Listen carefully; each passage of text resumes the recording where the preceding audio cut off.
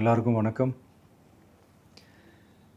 இந்திய அரசியல் சாசனம் நம்ம தமிழ்நாட்டில் இருக்கிற எல்லாருக்குமே கொடுத்துருக்கிற உரிமையில் ரொம்ப ரொம்ப முக்கியமானது ஓட்டிங் ரைட், வாக்குரிமை.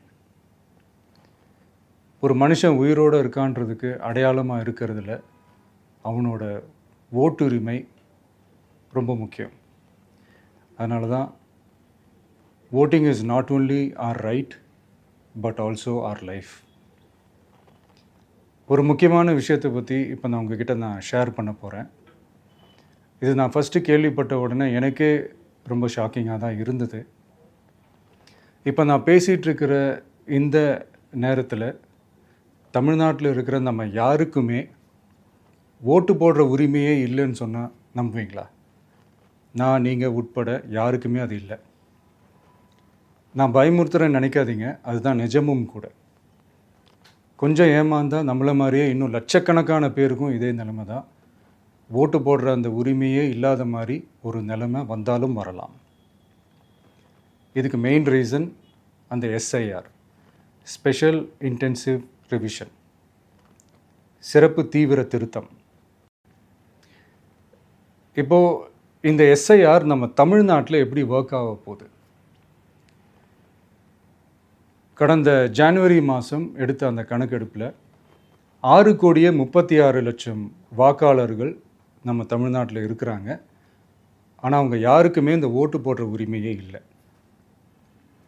அந்த பிஎல்ஓன்னு சொல்லுவாங்க, பூத் லெவல் ஆஃபீஸர்ஸ், வாக்குச்சாவடி நிலை அலுவலர். அவங்க தான் வீடு வீடாக போய் அந்த ஃபார்மை கொடுப்பாங்க. அதை நம்ம ஃபில்அப் பண்ணி கொடுக்கணும். அதை தேர்தல் ஆணையம் அதை எடுத்துகிட்டு போய் அதை ஸ்க்ரூட்டினைஸ் பண்ணி அது எல்லாமே கரெக்டாக இருக்கான்னு செக் பண்ணி பார்த்ததுக்கப்புறம் அந்த வாக்காளர் பட்டியலை வெளியிடுவாங்க. அந்த வாக்காளர் பட்டியலில் நம்ம பேர் இருக்கணும், அப்போ தான் நம்மளால் ஓட்டு போட முடியும். அந்த புது பட்டியல் வர்ற வரைக்கும் நம்ம வாக்காளர்களான்றது அது உறுதியே செய்ய முடியாது. இன்கேஸ் அந்த புது பட்டியலில் நம்ம பேர் இல்லைன்னா அது ஒரு தனி ப்ராசஸ், அது ஒரு தனி ஃபார்ம், அது ஒரு தனி கிளைம்ன்ற மாதிரி அது ஒரு வேறு வேலை. ஸோ இந்த மாதிரி நிறையா சிரமங்கள் குழப்பங்கள் இருக்கிறதுனால மக்களுக்கு இது மேலே ஒரு கன்ஃபியூஷன் ஒன்று இருக்குது. இது என்ன வெரிஃபிகேஷனா இல்லை ஒரு மறைமுக ரீரெஜிஸ்ட்ரேஷனா இல்லை இது ஒரு நியூ ரெஜிஸ்ட்ரேஷன் மாதிரியே தானா அப்படின்ற மாதிரி நிறைய கன்ஃபியூஷன் இருக்குது. அவங்க செய்ய வேண்டியதெல்லாம் ஒன்று தான்.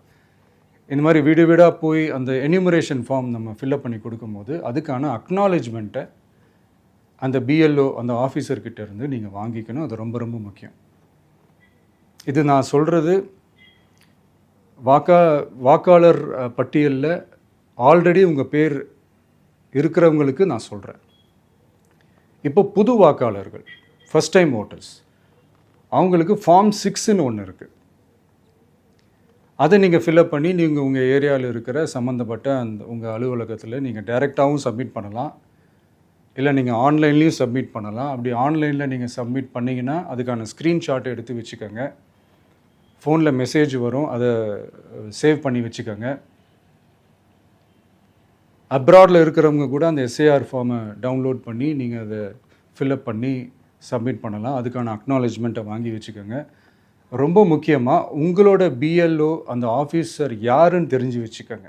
இந்த தேர்தல் ஆணையம் அந்த வெப்சைட்டில் போனீங்கன்னா அந்த பர்டிகுலர் பிஎல்ஓ ஆஃபீஸரோட ஃபோன் நம்பர் கூட நீங்கள் எடுத்து வச்சுக்கலாம். இன்கேஸ் உங்களை யாரும் ரீச் பண்ணலை இல்லை உங்களுக்கு அந்த ஃபார்ம் கிடைக்கல அப்படின்னா நீங்கள் அவரை காண்டாக்ட் பண்ணி அந்த ஃபார்மை வாங்கி நீங்கள் ஃபில்அப் பண்ணி நீங்கள் சப்மிட் பண்ணலாம். ரொம்ப முக்கியமாக அதுக்கான அக்னாலேஜ்மெண்ட்டை வாங்கி வச்சுக்கோங்க. இது எல்லாமே சரியாக செஞ்சாலும் இந்த எஸ்ஐஆர் மேலே சில டவுட்ஸ் இருக்குது. அது என்னென்னா, இந்த 6,36,00,000 வாக்காளர்களுக்கு ஒருத்தர் விடாமல் இந்த ஒரே மாதத்துக்குள்ளே எப்படி எல்லாருக்குமே அந்த ஃபார்ம் போய் ரீச் ஆகும்? ஒன்று. ரெண்டாவது, நீங்கள் வரும்போது வீட்டை பூட்டிட்டு வேலைக்கு போயிட்டு என்ன பண்ணுறது? இப்போ நீங்கள் வருவீங்கன்றதுக்காக வேலையெல்லாம் விட்டுட்டு வீட்டுக்குள்ளேயே உட்காந்துட்ருக்கணுமா? ஸோ இதில் மெயினாக பாதிக்கப்பட போகிறது உழைக்கிற மக்கள், ஏழைகள், வேலைக்கு போகிற பெண்கள். இவங்களுக்கு யார் கரெக்டான அந்த பதில் சொல்ல போகிறது?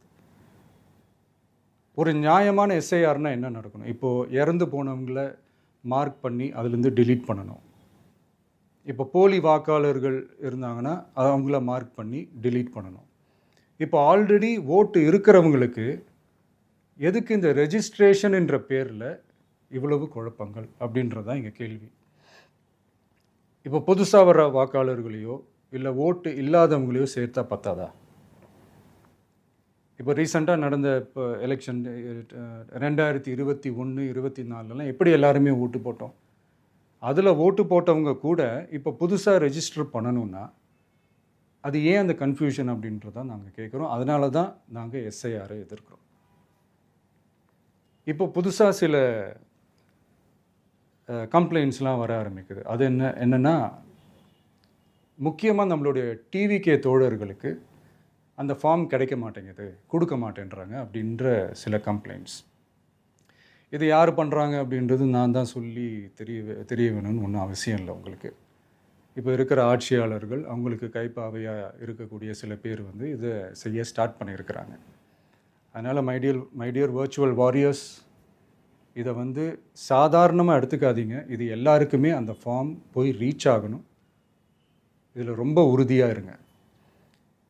அதையும் மீறி உங்களுக்கு அந்த ஃபார்ம் கிடைக்கலன்னா இருக்கவே இருக்கும் ஆன்லைன். தேர்தல் ஆணையம் அந்த வெப்சைட்டில் போய் அந்த ஃபார்மை டவுன்லோட் பண்ணி நீங்கள் ஃபில்அப் பண்ணி சப்மிட் பண்ணலாம். உங்கள் வீட்டில் இருக்கிறவங்களுக்கு நீங்கள் செஞ்சு கொடுங்க, பக்கத்து வீட்டில் இருக்கிறவங்களுக்கு செஞ்சு கொடுங்க, தெரிஞ்சவங்களுக்கு, தெரியாதவங்களுக்கு, பழகினவங்களுக்கு, பழகாதவங்களுக்கு எல்லாருக்குமே நீங்கள் தயவு செஞ்சு கொடுங்க. அண்ட் ரொம்ப முக்கியமாக நம்ம ஜென்சி கிட்ஸ், நம்ம ஃபஸ்ட் டைம் ஓட்டர்ஸ், நம்ம புது வாக்காளர்கள், நம்ம நண்பா நண்பிகள், அவங்க ரொம்ப கேர்ஃபுல்லாக இருக்கணும். நான் ஆல்ரெடி சொன்ன மாதிரி உங்களுக்கான ஃபார்ம், அந்த ஃபார்ம் நம்பர் 6, அதை கரெக்டான டீட்டெயில்ஸோட கரெக்டான உங்கள் டாக்குமெண்ட்ஸை வச்சு அதை சப்மிட் பண்ணுங்கள். ஏன்னா வரப்போகிற தேர்தலில் நீங்கள் தான், அந்த ஜென்சி வாக்காளர்கள் தான் மிக முக்கியமான ஒரு ஃபோர்ஸ் அப்படின்றது எல்லாருக்குமே தெரிஞ்ச ஒரு விஷயம்.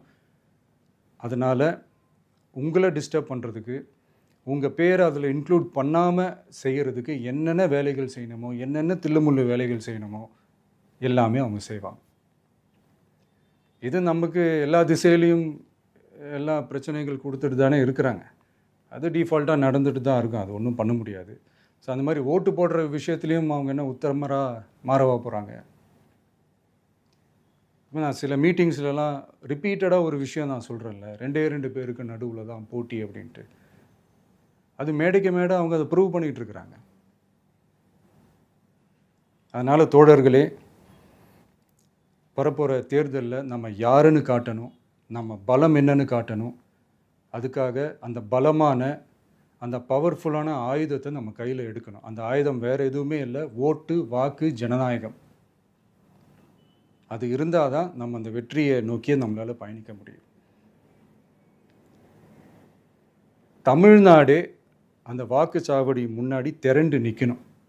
அதை பார்த்துட்டு தமிழ்நாடே தமிழக வெற்றி கழகமா இல்லை தமிழக வெற்றி கழகம் தான் தமிழ்நாடா அப்படின்ற மாதிரி இருக்கணும். வீடுன்னு ஒன்று இருந்தால் தான் ஓடு மாற்ற முடியும்னு அறிஞர் அண்ணா அவர்கள் சொல்லியிருக்கிறாங்க. அந்த மாதிரி ஓட்டுன்னு ஒன்று இருந்தால் தான் இந்த நாட்டையே காப்பாற்ற முடியும். அப்புறம் இன்னொரு முக்கியமான விஷயம், அந்த எனிமரேஷன் ஃபார்ம் நீங்கள் ஆன்லைனில் நீங்கள் ஃபில்அப் பண்ணும்போது அதில் ஒரு சில ப்ராப்ளம்ஸ் வர்றதுக்கு வாய்ப்பு இருக்குது. அது உங்களுடைய ஓட்டர் ஐடியில் இருக்கிற உங்கள் பேரும் ஆதார் கார்டில் இருக்கிற பேரும் அந்த ஸ்பெல்லிங், இனிஷியல்ஸ் எல்லாமே ஒரே மாதிரி இருந்தால் தான் அது அக்செப்ட் ஆகும், இல்லைன்னா அக்செப்ட் ஆகாது. அது கொஞ்சம் கேர்ஃபுல்லாக பண்ணுங்கள். அது கொஞ்சம் யூசர் ஃப்ரெண்ட்லியாக இருக்கலாமேன்னு கேட்டதுக்கு அதெல்லாம் முடியாது, அதுக்கெலாம் வாய்ப்பு இல்லை, அதுக்கெலாம் ஆளுங்க இல்லை, பண்ண முடியாதுன்னு ரிப்ளை பண்ணிட்டாங்க.